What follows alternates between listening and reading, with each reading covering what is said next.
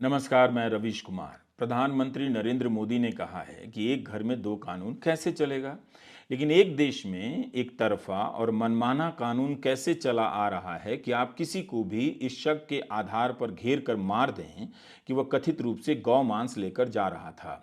यह एक तरफा कानून कैसे चल रहा है कि सेना का एक अफसर मस्जिद में जाता है और कहता है जय श्री राम के नारे लगाइए, सेना चुप रह जाती है। यह एक तरफा कानून कैसे चल रहा है कि आप सड़क पर तमाम तरह के धार्मिक आयोजन कीजिए, लेकिन कोई चलती ट्रेन में या मॉल में नमाज पढ़ता हुआ देखा जाए तो उसे अपराधी की तरह देखें और गोदी मीडिया में उसे लेकर बवाल पैदा करें। प्रधानमंत्री नरेंद्र मोदी को पता है कि इस तरह का मनमाना और एक तरफा कानून चलाने वाले लोग उनकी राजनीति के लिए वोट बैंक तैयार करते हैं। ये वही लोग हैं जो वही नारा लगाते हैं जो इनके राजनीतिक समर्थक लगाते हैं। इसी वजह से जब दुनिया भर में सवाल पूछा जाने लगा तो जवाब नहीं मिला। इस राजनीति ने धर्म के नाम पर बने नाना प्रकार के संगठनों को कानून से भी ऊपर बना दिया है और यही नहीं, एक तरफा तरीके से लोगों को दंगाई भी बना रहा है। एक दंगाई वो हैं जो हत्या में शामिल हैं और एक वो हैं जो इस तरह के नारे लगाते हुए भय पैदा कर रहे हैं और अपने आप को भावी दंगाई के रूप में तैयार कर रहे हैं। हम आज के इस वीडियो में इसी पर बात करेंगे।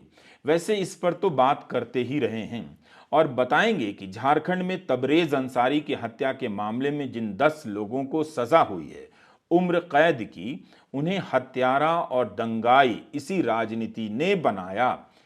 प्रकाश मंडल, कमल महतो, सुरनामू प्रभात, प्रेमचंद्र महली, मदन नायक, चामू नायक, महेश महली, विक्रांत मंडल, भीम सिंह मंडल और अतुल महली भी वही कर रहे थे जो मीरा रोड के हाउसिंग सोसाइटी के लोग कर रहे थे और पुलवामा की मस्जिद में घुसकर सेना का अफसर कर रहा था। राजनीति का यह प्रोजेक्ट भीम सिंह मंडल और विक्रांत मंडल जैसे हिंदू युवाओं को हत्यारा बना रहा है। इसे रोकना होगा और इसी पर है हमारा आज का वीडियो। आप देख रहे हैं हमारा YouTube channel Ravish Kumar official. Mira Road की हाउसिंग सोसाइटी में बकरा लाने के विरोध में जो हुआ है वो होना ही था। एक व्यक्ति था और उसके साथ 2 बकरे, लेकिन उसे घेरने के लिए सोसाइटी से बड़ी संख्या में लोग निकलकर आ गए और जय श्री राम के नारे लगाने लगे। यह वही भीड़ है जो अब जगह जगह कार की तरह पार्क कर दी गई है। यह कभी भी स्टार्ट हो सकती है और इससे राजनीतिक दल पर आरोप भी नहीं लगेगा। बताया जाएगा कि यह तो जनता का विरोध है, पार्टी का लेना देना नहीं। हमने आपको कई बार एनिमेशन से दिखाया है कि हाउसिंग सोसाइटी के भीतर कैसे व्हाट्सएप ग्रुप सांप्रदायिक सोच का अड्डा बन गए। इस जहर के असर में व्हाट्सएप यूनिवर्सिटी के पढ़े लिखे लोग एक धर्म के खिलाफ जहर लिए घूमते नजर आते हैं। हमने यह भी बताया कि ऐसे लोग गेट पर ही मिल जाते हैं और इनमें से ज़्यादातर रिटायर्ड अंकिल होते हैं। यह वो सच है जिसे आप सभी जानते हैं, लेकिन इस खतरे से अनजान हैं कि यह आपको दंगाई बना रहा है। तबरेज अंसारी को क्यों मारा गया?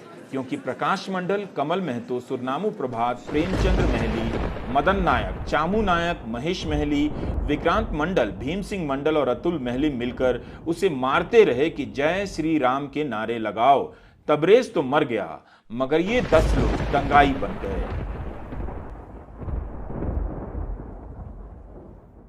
वो अपने बच्चों को डॉक्टर बनाना चाहते हैं, आपके बच्चों को दंगाई। ये पंक्ति आपने कितनी बार सुनी? अदानी पूर्व, एनडीटीवी के प्राइम टाइम में भी और रवीश कुमार ऑफिशियल में भी। हमारे देश में हत्या करने वाले दंगाइयों की एक कैटेगरी है जिनमें ज्यादातर लोग साधारण और गरीब परिवारों के बच्चे हैं और एक दूसरी कैटेगरी है जो इस हत्या का समर्थन करते हैं। इस कैटेगरी को मैं सांप्रदायिकता का सेमीकंडक्टर कहता हूं।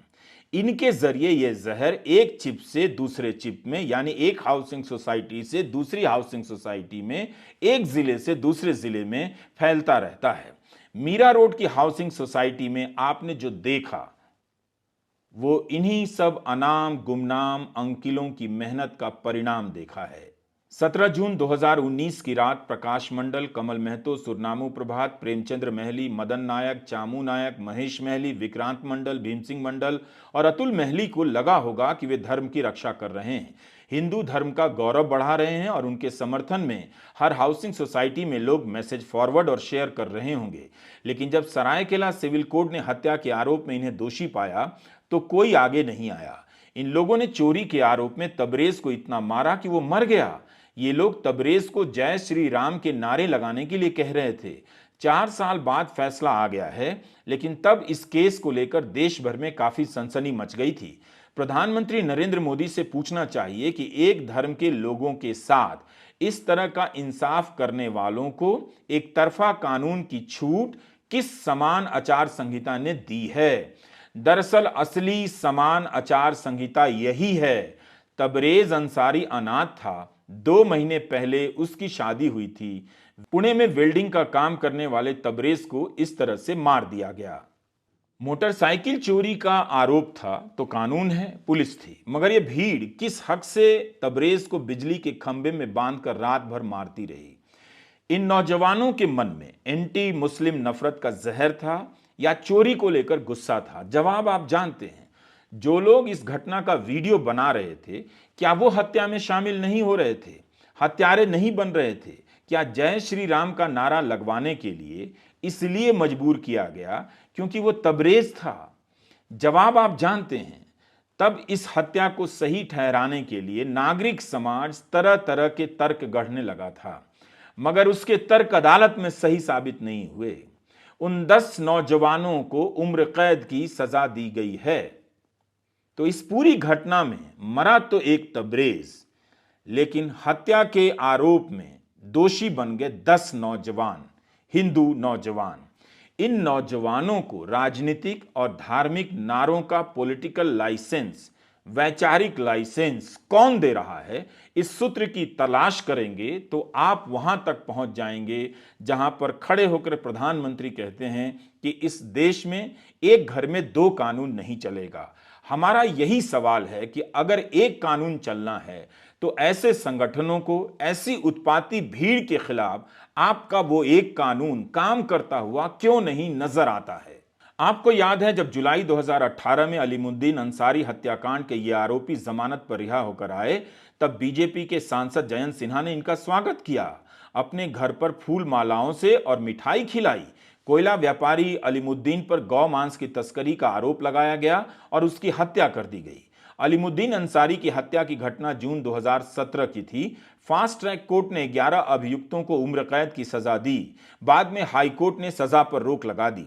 सजा पाने वालों में बीजेपी के नेता नित्यानंद महतो का नाम था।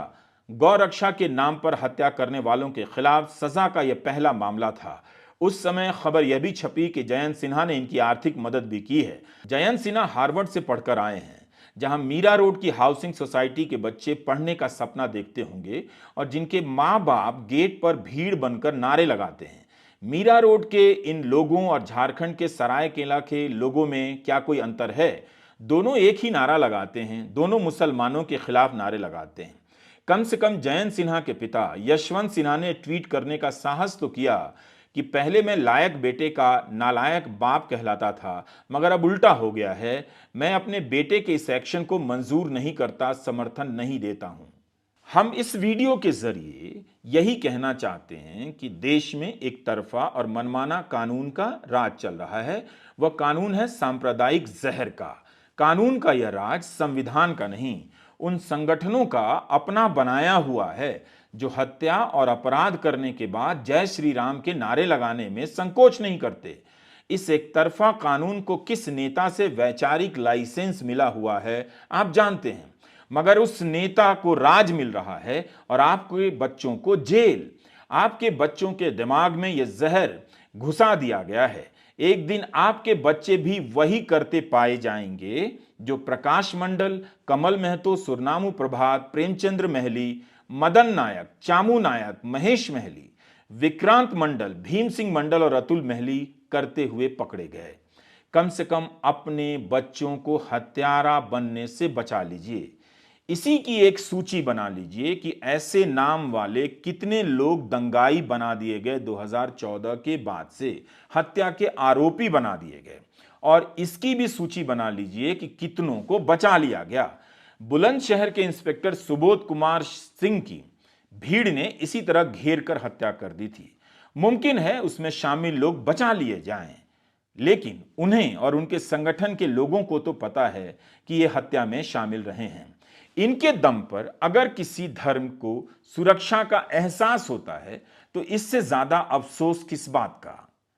कांग्रेस नेता डी शिव कुमार ने अपने ट्विटर हैंडल पर एक वीडियो ट्वीट किया है। बहुत देर लगा दी कांग्रेस ने भी इस जहर के खिलाफ खुलकर उतरने में, नफरत के खिलाफ सड़क पर उतरकर लड़ने में। कांग्रेस को उत्तराखंड में पुरोला में जाकर मार्च करना चाहिए था, वहां के लोगों से संवाद करना चाहिए था कि यह जहर अच्छा नहीं है। अब इस नफरत के खिलाफ कांग्रेस ने एक एनिमेशन वीडियो बनाया है कि हम जगह जगह पर मोहब्बत की दुकान खोलेंगे।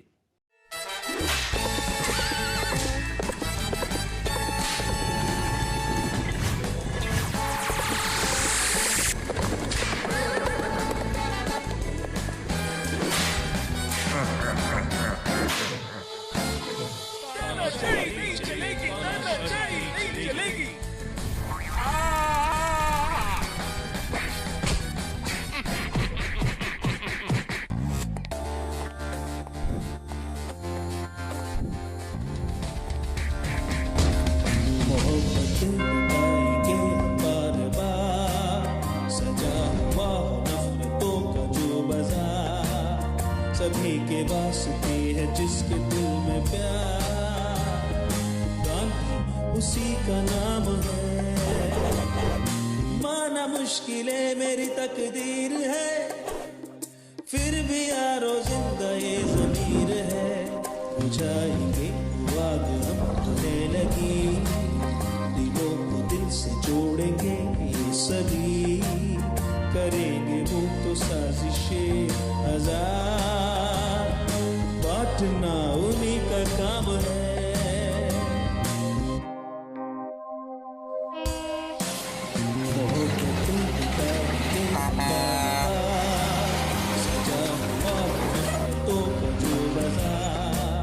सभी के वास्ते है जिसके दिल में प्यार, गांधी उसी का नाम है।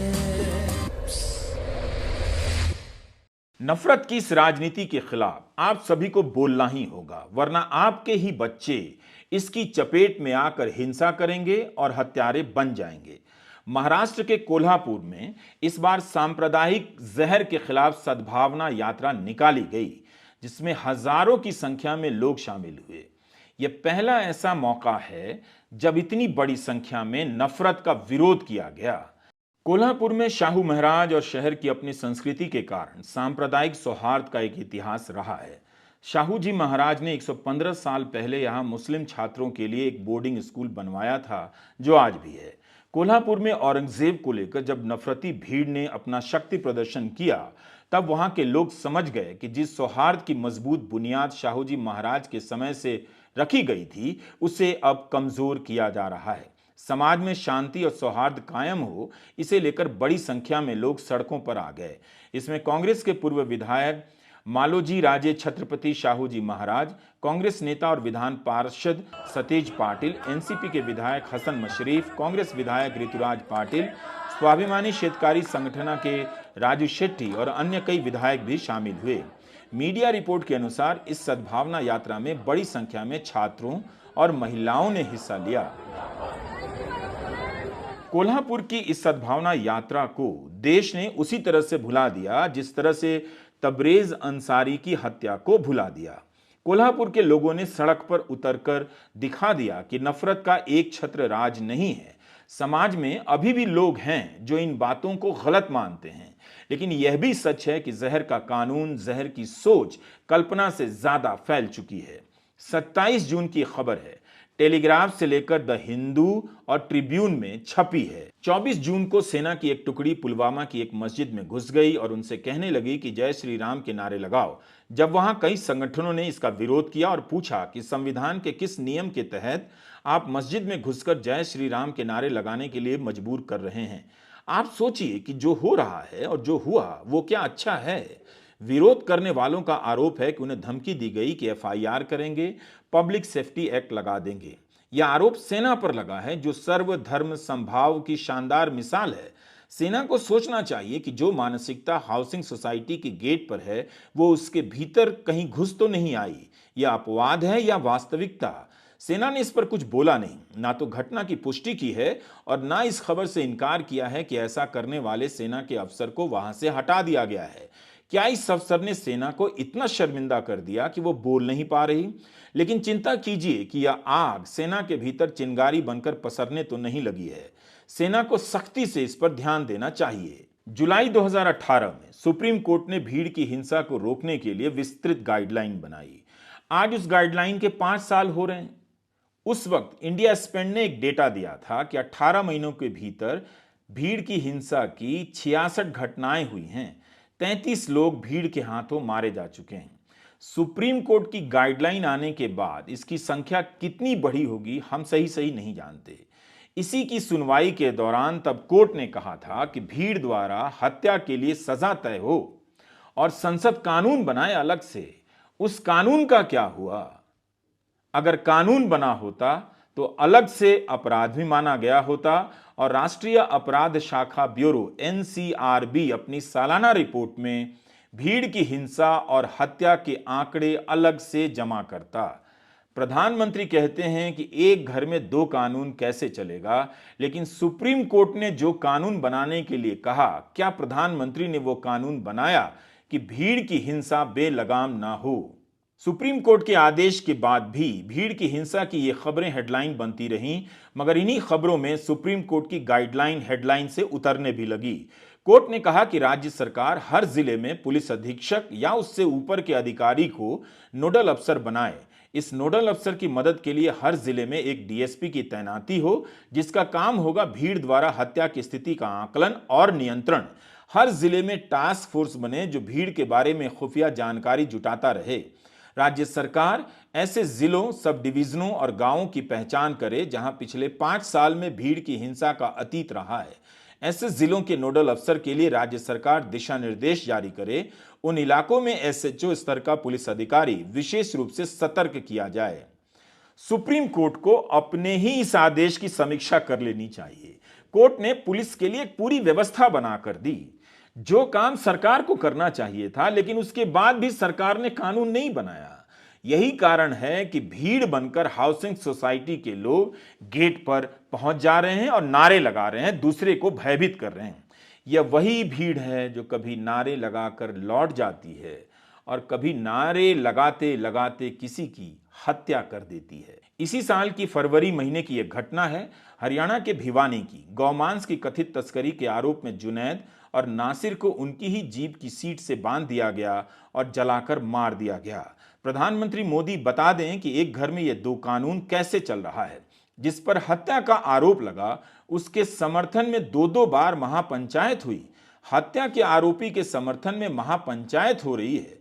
इसका हौसला आसमान से नहीं आया, सरकार के मौन समर्थन और जंतर मंतर और हरिद्वार में हुई धर्म संसद के नारों से आता है। इस जहर के खिलाफ प्रधानमंत्री को अपील करनी चाहिए कि सांप्रदायिक जहर हिंदू बच्चों को हत्यारा और दंगाई बना रहा है। उन्हें कानून हाथ में नहीं लेना चाहिए। इतना तो प्रधानमंत्री कर ही सकते हैं। जो मारा गया वो केवल नासिर और जुनैद नहीं है, इस देश का नागरिक भी है, जिसकी रक्षा करने का काम सरकार का होता है। अगर उन्हें एक घर में एक कानून पर इतना ही यकीन है और जरूरत महसूस होती है तो वे हिंदू बच्चों के साथ साथ जुनैद और नासिर के लिए भी 2 शब्द कह दें। भाषणों में सहिष्णुता का गान हो रहा है, बल्कि विविधता में एकता और सहिष्णुता के नाम पर आप गौर करेंगे इन हत्याओं को समर्थन दिया जा रहा है। हत्या की निंदा नहीं हो रही है, कड़ी कार्रवाई की बात नहीं हो रही है। यह नहीं कहा जा रहा कि इनमें कानून का डर नहीं है जो होना चाहिए। बस यही रटा रटाया जवाब दिया जा रहा है कि भारत में सभी धर्मों के लोग रहते हैं, तो क्या बाकी देशों में सभी धर्मों के लोग नहीं रहते हैं? अमेरिका में, ऑस्ट्रेलिया में, ब्रिटेन में क्या अनेक धर्मों के लोग नहीं रहते? अमेरिका में तो 3% नास्तिक भी रहते हैं और 4% ऐसे रहते हैं जिन्हें ना तो ईश्वर के अस्तित्व को स्वीकार्य है और ना उससे ऐतराज है। जिस अमेरिका में प्रधानमंत्री नरेंद्र मोदी को जवाब देते नहीं बना, वहां भी ईसाई बहुमत के साथ साथ हिंदू रहते हैं, मुसलमान रहते हैं, बौद्ध रहते हैं और यहूदी रहते हैं। पारसी केवल भारत में नहीं रहते हैं, America, Canada, Britain, Australia, New Zealand, Pakistan में भी रहते हैं। संख्या भले कम हो, मगर इनकी मौजूदगी कई देशों में है। आप पारसी का उदाहरण देकर मुसलमानों के खिलाफ हो रही हिंसा के सवाल से नहीं बच सकते। सवाल हिंसा का है, इसका नहीं कि कौन यहां रह रहा है। क्या आप इन देशों में जब दिवाली और होली होती है, अमेरिका, ऑस्ट्रेलिया, ब्रिटेन में, उस वक्त आप खुश नहीं होते? कितने खुश होते हैं कि वहां होली और दिवाली मनने लगी है। फिर बकरीद या ईद के समय इतनी नफरत क्यों फैल जाती है? सोसाइटी के लोग गेट पर क्यों आ जाते हैं? बात अमेरिका की छिड़ गई है तो यह भी जान लीजिए कि जिस ओबामा के पीछे मोदी सरकार के मंत्री हाथ धोकर पड़े, जाने क्या क्या कहते चले गए और अब चुप हो गए, उसी ओबामा को राष्ट्रपति जो बाइडेन ने लंच पर बुलाया। तब तो बीजेपी के मंत्रियों को कहना चाहिए था कि जो बाइडेन ओबामा को लंच ना कराएं, ये मुस्लिम देशों पर बम गिराते हैं। कहते एस जयशंकर ने अभी तक इस पर कोई बयान नहीं दिया है। जुलाई 2018 में सुप्रीम कोर्ट ने यह भी कहा था कि केंद्र और राज्य सरकार रेडियो, टेलीविजन और अन्य मीडियम और मंचों के जरिए लिंचिंग के खिलाफ व्यापक प्रचार प्रसार करे कि हत्यारी भीड़ में शामिल होने पर बेहद सख्त सजा मिलेगी। क्या मोदी सरकार ने ऐसा किया? साफ है, गौ रक्षा के नाम पर हत्या करने वालों की टोली को अब इन बातों से भी कोई फर्क नहीं पड़ता है। महाराष्ट्र के नासिक जिले में 2 हफ्ते के भीतर 20 किलोमीटर के रेंज में 2 घटनाएं होती हैं। 24 जून की रात 32 साल के अफनान अब्दुल अंसारी की हत्या कर दी गई। अंसारी नासिर के साथ गाड़ी में जा रहा था जब कथित गौ रक्षकों ने रोका और हमला कर दिया। पुलिस ने 10 लोगों के खिलाफ मामला दर्ज किया है, मगर गौ हत्या के शक में अंसारी को मार तो दिया गया। अपराध हुआ है तो पुलिस का काम है रोकना और देखना, लेकिन भीड़ ने हत्या कर दी। जुनैद को जलाकर मारने वाली भीड़ अब नासिक में भी है। नासिक में ही लुकमान अंसारी को हिंदुत्व भीड़ ने घेर कर मार दिया। प्रधानमंत्री नरेंद्र मोदी से पूछिए कि एक देश में यह कौन सा कानून चल रहा है? क्या यह एक तरफा, मनमाना और एक कानून नहीं है? क्या यह एक घर में 2 कानून का प्रमाण नहीं है? चल तो रहा है, आप रोक नहीं पा रहे हैं। हम कहां आ गए? टीपू सुल्तान का फोटो लगा देने पर, औरंगजेब की तस्वीर लगा देने पर शहर में तनाव फैल रहा है। हर घटना के बाद पिछली घटना को भूल जाने से समस्या का समाधान नहीं होगा। इन्हें याद रखना होगा और ऐसी भीड़ में जाने से अपने बच्चों को रोकना होगा। इस भीड़ में जाने वालों के मन में कितनी नफरत भर गई है, अगर इन्हें मोहब्बत के रास्ते पर नहीं लाया गया तो एक झटके में इनमें शामिल कई लोग हत्या और हिंसा की तरफ जा सकते हैं। 10 जून 2023 के इंडियन एक्सप्रेस में मोहम्मद थावेर लिखते हैं कि महाराष्ट्र में सोशल मीडिया पर धार्मिक पोस्ट और धार्मिक यात्राओं को लेकर मार्च महीने से लेकर अब तक 12 जगहों पर भीषण टकराव की घटना हो चुकी है। इन सब के कारणों में कई जगहों पर एक नाम की चर्चा देखी गई है, औरंगजेब की। हालत यह हो गई है कि सोशल मीडिया पर किसी ने औरंगजेब की तारीफ कर दी तो बीड में बंद का ऐलान हो गया।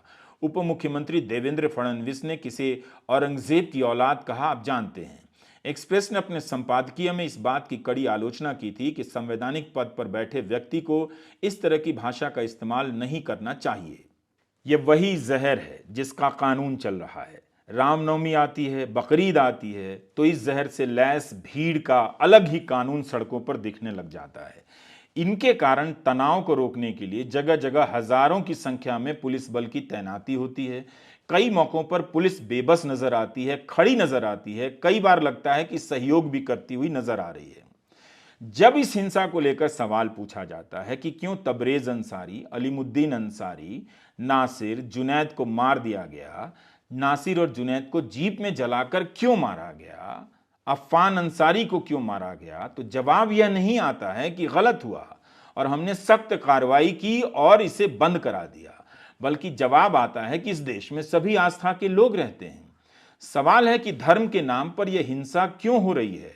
हर टीवी चैनल में बीजेपी के प्रवक्ता यही जवाब दे रहे हैं कि भारत में सभी धर्मों के लोग रहते हैं, जैसे यही अंतिम जवाब हो। दरअसल इनका यह जवाब नहीं है। उस सवाल का मखौल उड़ाना है जो इनसे पूछा जा रहा है। और जवाब बस इतना है कि जो करना है कर लो, हम यही रटते रहेंगे कि भारत में सभी आस्थाओं के लोग रहते हैं, जो चल रहा है वो चलता रहेगा। आज मणिपुर जल रहा है, वहां भीड़ पुलिस और सेना पर हावी हो चुकी है। कुकी समुदाय के लोगों ने पुलिस पर आरोप लगाया है कि वह भी भीड़ का हिस्सा हो चुकी है, पुलिस भी। क्या आप जानते हैं कि उसी मणिपुर में सबसे पहले सुप्रीम कोर्ट की गाइडलाइन जारी की गई थी? सितंबर 2018 में पश्चिमी इंफाल में पुलिस के सामने भीड़ ने बाइक चोरी के आरोप में 26 साल के फरूख खान को मार दिया। इस घटना का जो वीडियो बना उसमें 4 पुलिसकर्मी वहीं खड़े होकर देखते नजर आ रहे हैं। मणिपुर में इस घटना के बाद बहुत सारे धरने प्रदर्शन हुए, तब जाकर वहां की राज्य सरकार ने सुप्रीम कोर्ट के दिशा निर्देशों के आधार पर कानून बनाया। ऐसा करने वाला तब मणिपुर पहला राज्य था। 8 नवंबर 2018 को मणिपुर सरकार ने एक नोटिफिकेशन जारी किया।